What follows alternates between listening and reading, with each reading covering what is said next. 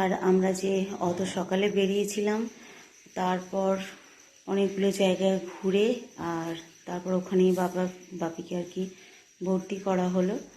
আর শেষমেশ এখন বাড়ি এসেছিলাম, বাড়ি এসেছি তখন কটা 10টা বেজে গেছে। তো তারপর এখন একটুখানি সব সিদ্ধ ভাত করে খেলাম। আর ছেলেরা এখানেই ছিল, 2 ছেলে। আর গিয়েছিল যখন আমি যাই বাবার বাড়িতে, তখন ওরাও 2 ভাইকে নিয়ে গিয়েছিলাম ওদেরকে। ওখান থেকে তারপর আমি বেরিয়ে গেছি, ওদের 2 ভাইকে আবার বললাম যে দিদাকে নিয়ে চলে আসতে, মানে মাকে নিয়ে এই বাড়িতে চলে আসতে আমার কাছে। তো এখন মা এখানেই আছে। আর মা ওখানে একা কী করে থাকবে বলো, একদম একার বাড়ি, তো কেউ নেই।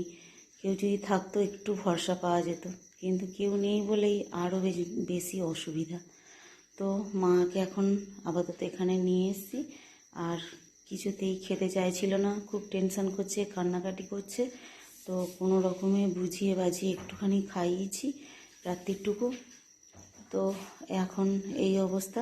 কালকে ডাক্তার কি বলবে না বলবে, এখানে বোন আছে, তো খোঁজ নিয়ে আমাদের ফোন করে জানাবে, তারপরেই সব জানতে পারবো। তো চলো, আজকের মতো টাটা, কালকে আবার দেখা হবে।